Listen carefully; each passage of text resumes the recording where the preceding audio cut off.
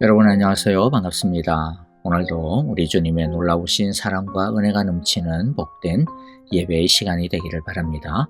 함께 찬양하겠습니다.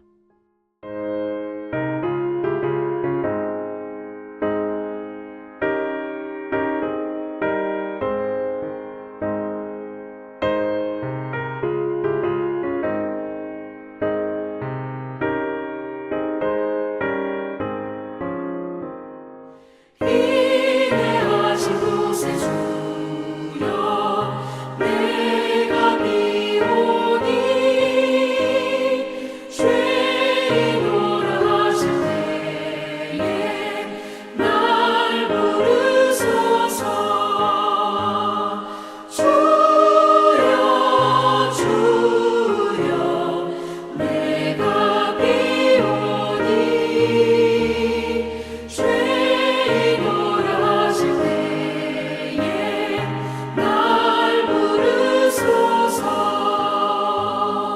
자비하신 보좌 앞에 굴 엎드려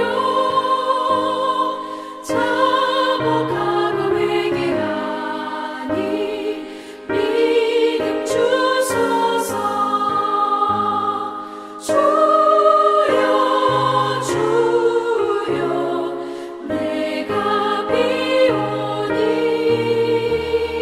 죄인노라 하실 때에 날 부르소서.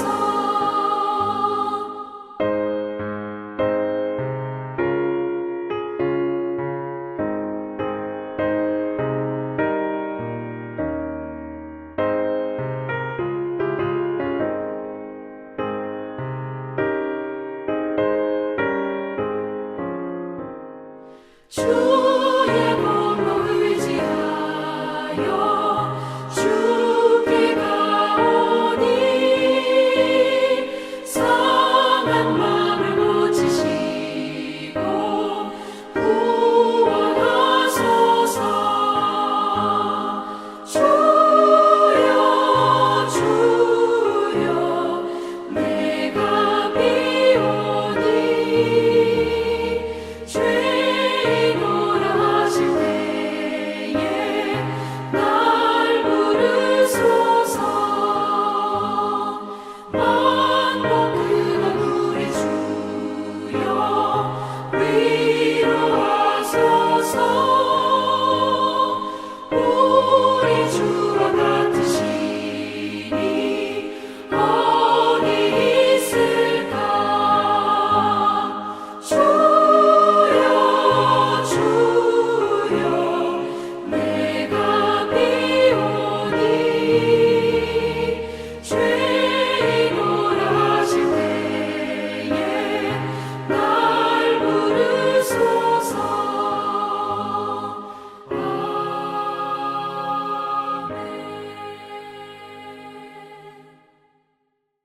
오늘 우리가 함께 나눌 말씀은 시편 6편입니다. 우리 영상을 보면서요. 1절부터 같이 읽어보도록 하겠습니다. 제6편 다윗의 시. 인도자를 따라 현악 8째 줄에 맞춘 노래.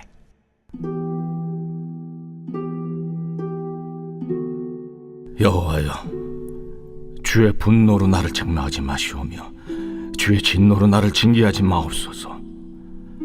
여호와여, 내가 수척하여 싸우니 내게 은혜를 베푸소서.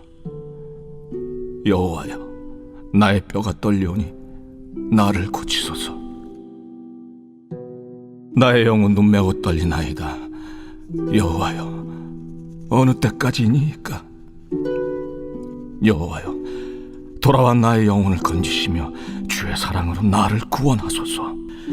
사망 중에서는 주를 기억하는 일이 없사오니 스올에서 주께 감사할 자 누구리이까?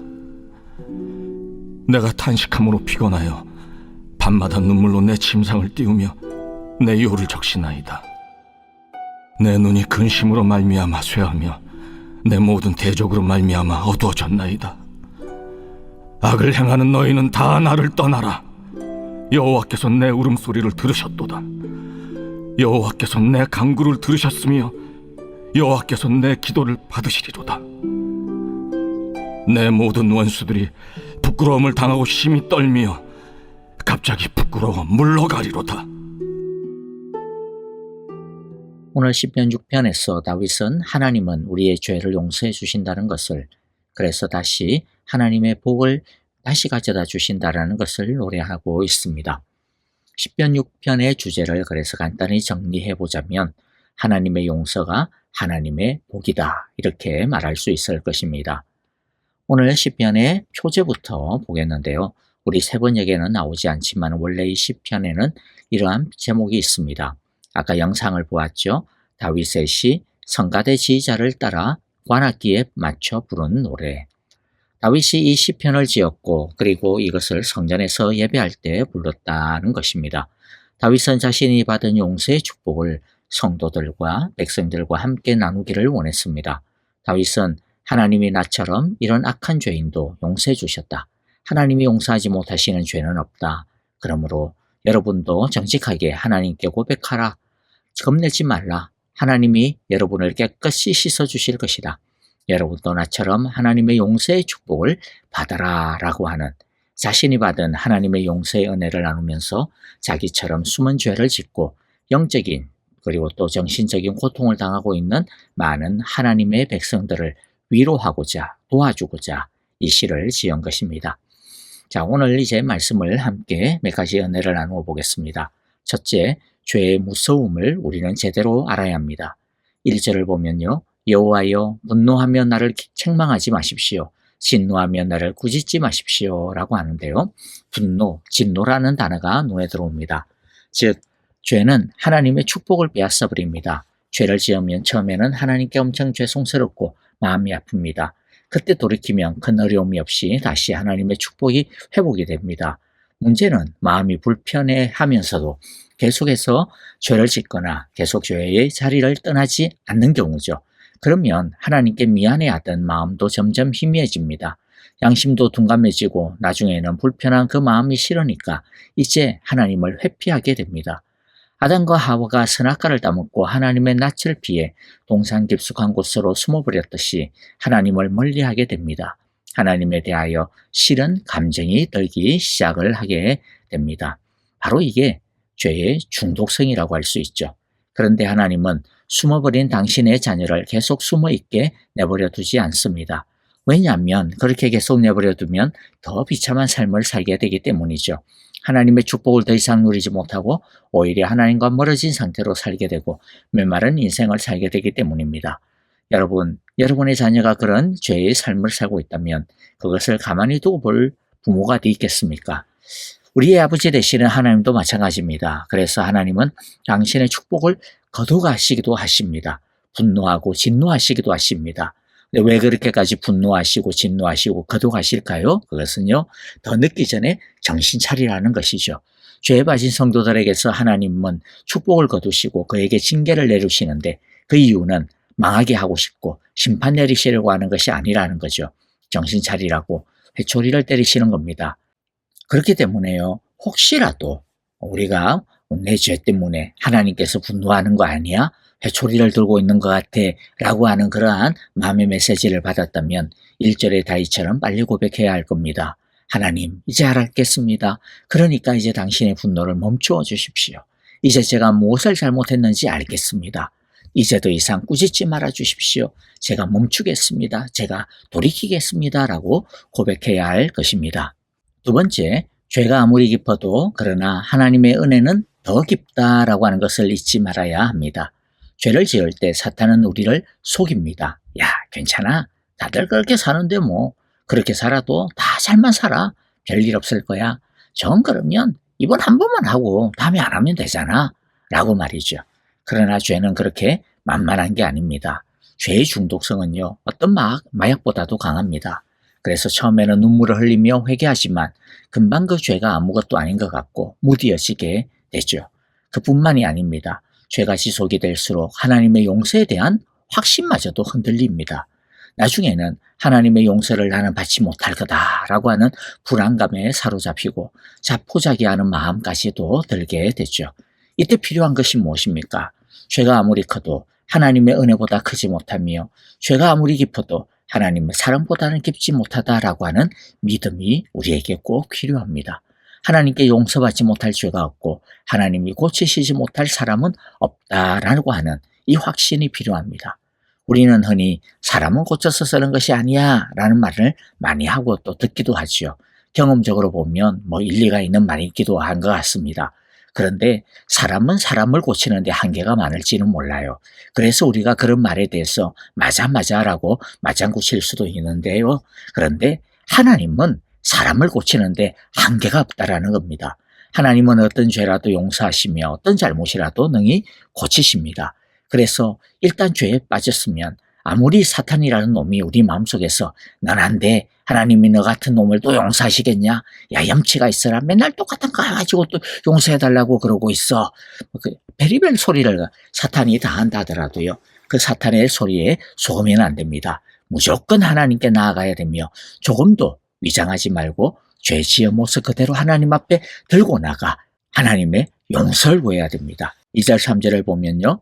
여호와여 내 기력이 쇠하였으니 내게 은혜를 베풀어 주십시오. 내 뼈가 마디마다 떨립니다. 여호와여 나를 고쳐주십시오. 내 마음은 걷잡을 수 없이 떨립니다. 여호와께서는 언제까지 지체하시렵니까? 기력이 쇠하였다. 뼈마디가 떨린다. 걷잡을 수 없이 떨린다. 무슨 말입니까? 죄로 인한 두려움의 표현이죠. 이제 하나님한테 끝났구나 라고 하는 절망감입니다. 5절에 보면 다윗이 죄로 인하여 얼마나 절망과 두려움에 떨고 있는지를 보여주고 있습니다. 다윗은 스월, 즉 죽음과 지옥의 유황불 냄새를 맡고 있다. 그렇게 표현을 하고 있습니다. 죄를 가지고 하나님 앞에 서면 당연히 겁이 납니다. 예를 들면요. 제가 어렸을 때 아주 가끔 주일 오후에 친구들이랑 노느라 정신이 팔려가지고 옛날에는 그 주일날 오후 예배가 있었잖아요. 근데 교회도 안 가고 그러다가 저녁이 되어 집에 들어가려고 하면 이거 얼마나 겁이 나는지 모릅니다. 야, 그냥 오늘 엄청나게 혼나겠구나. 그냥 정신이 아찔하고 식은땀이 흐르고 다른 것은 몰라도 이런 것에 대해서는 굉장히 우리 부모님들이 엄격했거든요. 그래서 떨면서 집에 들어가지 못하고 집 앞에서 그냥 그렇게 있었던 게 기억이 나요. 그런데 여러분, 하나님 앞에 우리가 죄를 가지고 서면 얼마나 무섭겠습니까? 그래도 어떻게 해야 합니까? 집에 들어가야 합니다. 겁이 난다고 해서 집에 안 들어가면 점점 매를 더 보는 거죠. 야단치면 또 야단 맞고 회초리 맞을 줄 알지만 그래도 들어가야 됩니다. 그런데 이렇게 들어갈 수 있는 이유가 무엇입니까? 어린아이라도 엄마 아빠의 사랑을 아는 거죠. 야단 맞고 회초리 맞아도 엄마의 품이 있다. 따뜻한 저녁이 있고 편안한 잠자리가 있다라고 하는 것을 아는 겁니다. 그렇기 때문에 가슴이 쿵쾅거리지만은 그래도 이 믿음이 있기 때문에 대문을 여는 거지요. 엄마는 날 사랑해. 날 용서해 주실 거야. 날 품어 주실 거야. 내 잘못보다 엄마의 사랑이 더 커셔. 어린 나이지만은 그것을 자동적으로 믿고 있기 때문에 대문을 열고 들어가면서 엄마하고 엄마를 부르는 겁니다. 지금 다윗도 똑같이 하고 있습니다. 아빠하고 아빠의 이름을 부르고 있습니다. 하나님, 제가 죄를 지었지만 그럼에도 불구하고 내게 은혜를 베풀어 주십시오. 나를 고쳐 주십시오라고 그렇게 부르짖고 있지 않습니까? 다윗이 믿었던 것이 무엇입니까? 하나님은 무슨 죄든 다 고칠 수가 있다라는 거죠. 내 죄보다 하나님의 은혜는 더 크다라고 하는 것을 다윗은 알고 믿고 있었고 그것을 붙잡고 있었던 것이죠. 그러므로 우리도 하나님께 나아가기만 하면 모든 죄를 다 용서해 주시고 치료해 주신다라고 하는 이 하나님의 은혜를 꼭 붙들기를 바랍니다. 4절을 읽어봅니다. 여호와여 돌아와 주십시오. 내 생명을 건져 주십시오. 여호와의 자비로우심으로 나를 구원하여 주십시오. 죄를 지으면 하나님과 멀어집니다. 하나님이 떠나는 것이 아니라 사실 우리가 떠나는 것이죠. 하나님은 언제나 동일한 사랑으로 거기에 계십니다. 우리가 하나님을 떠나 이리저리 헤매는 거죠. 어쨌든 죄는요, 하나님과 우리 사이를 갈라놓고 멀어지게 만듭니다. 그러나 멀어지게 하는 죄의 힘보다 더 강한 게 무엇입니까? 건져주시는, 우리를 끌어당겨 주시는 하나님의 자비로우심이요 하나님의 사랑입니다. 다윗이 고백하는 것이 뭡니까? 내 죄보다 하나님의 자비로우심이 더 크시다는 것이죠. 우리 모두 우리의 죄보다 더 크고 깊은 하나님의 은혜와 자비하심을 굳게 붙들고 하나님의 이름을 부르며 그분의 품에 안기기를 바랍니다. 세 번째, 하나님의 자비하심을 믿기에 우리는 철저하게 회개해야 합니다. 6절 7절을 보면 다윗이 얼마나 철저하게 회개하고 있는지를 보여주고 있습니다. 6절 나는 단식만 하다가 지치고 말았습니다. 밤마다 짓는 눈물로 침상을 띄우며 내 잠자리를 적십니다. 사무친 울화로 내 눈은 시력까지 흐려지고 대적들 등살에 하도 울어서 눈이 침침합니다. 이렇게 철저하게 회개할 때 하나님의 복이 회복이 되는 것이죠. 아까 하나님께서 죄에 대해 왜 징계하신다고 했습니까? 죄에서 떠나게 하기 위해서라는 거죠. 죄를 미워하게 하기 위해서입니다. 그런데 다윗처럼 이렇게 스스로 알아서 죄에 대하여 철저하게 회개한다면 하나님은요, 굳이 징계를 내리실 필요가 없지 않겠습니까? 알아서 죄를 미워하고 죄를 떠나고 있는데 왜 괜히 징계를 하시겠습니까? 그러므로 혹여라도 우리가 죄에 빠지게 되었을 때 빨리 해야 되는 것이 무엇입니까? 바로 죄에서부터 떠나는 참된 회개입니다. 자, 이제 8절부터 10절을 보면서요, 말씀을 마무리하도록 하겠습니다. 8절, 9절 먼저 읽어보면 악한 일을 하는 자들아 모두 다 내게서 물러가거라. 여호와께서 내 울부짖는 소리를 들어주셨다. 여호와께서 내 탄원을 들어주셨다. 여호와께서 내 기도를 받아주셨다. 하나님은 아무리 큰 죄인이라 할지라도 진실하게 울부짖고 회개하는 자의 소리를 들어주십니다. 하나님은 용서의 복을 내려주십니다. 그리하여 맡겼던 하나님의 은혜와 사랑의 축복의 물줄기가 다시 흐르도록 해주십니다. 수치로 인해 빼앗겼던 영광을 다시 회복시켜 주십니다. 뿐만이 아닙니다. 우리의 원수 죄와 사탄을 이길 수 있는 힘도 주십니다. 10절을 보면요, 내 원수가 모두 수치를 당하고 벌벌 떠는구나. 낙담하며 황급히 물러가는구나. 이처럼 하나님의 용서와 사랑과 은혜 안에 있는 성도를 죄가 이길 수 없습니다. 도리어 성도는 죄에 맞서 싸우는 자임을, 그리고 성령 안에서 이기는 자임을 우리는 분명히 알아야 합니다. 우리는 죄에 맨날 지는 빌빌거리는 존재가 아닙니다. 하지만 여러분, 우리도 다윗처럼 언제나 죄에 빠질 가능성이 있음을 기억해야 합니다. 지금 죄가 활활 타오르지 않는다 하더라도 우리 안에는 죄의 불씨가 남아있는 상태입니다. 유혹의 바람이 불고 탐심의 불쏘시개가 던져지게 되면 금방 우리 안에 죄의 불길이 타오르게 됩니다. 그러므로 죄의 유혹을 원천적으로 봉쇄하는 것이 지혜로운 것이죠. 그리고 죄의 불길이 시작이 되었다면 빨리 말씀으로 성령으로 꺼트리는 것이 좋습니다. 그리고 아무리 죄가 크고 강하고 깊어도 하나님의 은혜와 자비하심이 더 크고 강하며 깊다라고 하는 것을 우리 모두가 늘 기억하기를 바랍니다. 이 은혜를 날마다 붙들고 하나님 앞에 나와서 눈물로 잠자리를 적실 정도로 진실하게 회개를 하면 하나님은 어떤 죄도 용서해 주십니다. 어떤 깨어짐도 고쳐주시고 새롭게 해 주십니다. 우리 모두 이 하나님의 용서의 축복을 얻고 누리는 복된 자들이 되기를 간절히 기도하고 축복합니다. 아멘. 오늘 우리에게 주신 귀한 말씀들 마음 가운데 새기면서 우리 함께 기도하는 시간 갖도록 하겠습니다. 우리 교회와 형제자매들을 위하여 기도합니다. 특별히 우리 아프신 분들을 위하여 많이 기도해 주시기를 바랍니다. 이름을 밝히지 아니하는 많은 성도님들도 있는데요. 주여, 우리의 모든 연약함을 주님께서 덮으시고 치유하여 주소서라고 우리 함께 기도해 주시기를 바랍니다. 그리고 또 우리 선교사님들을 위하여서도 기도해 주시기를 바라고요. 또 우리 단기 선교 이제 한 2달 정도 남았는데 코스타리카 단기 선교팀을 위하여서도 여러분 항상 기도해 주시면 고맙겠습니다. 자, 우리 함께 이제 찬양하며 그리고 또 기도 마무리하겠습니다.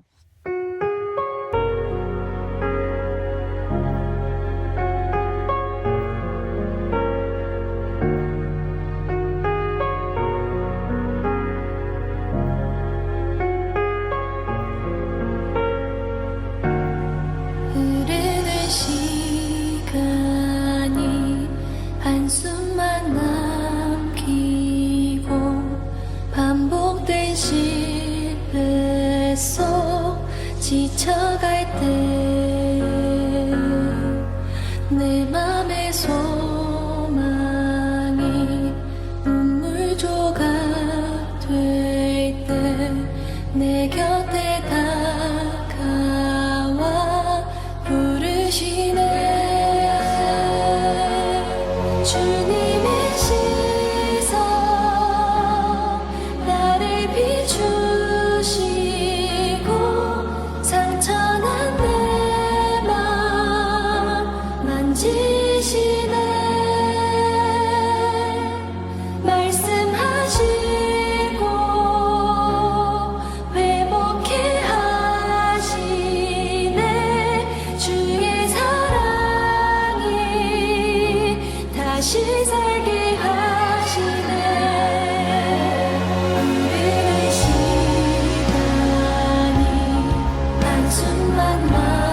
남기고 반복된 시대 속 지쳐갈 때 내 맘의 소망이 눈물 조각 될 때 내 곁에 다가와 부르시네. 주님의 시선 나를 비추시고 상처난 내 맘 만지시네. 말씀하시고 회복해 하시네. 주의 사랑이 다시 살게 하시네. 주님의 시선 나를 비추시고 상처난 내 맘 만지시네.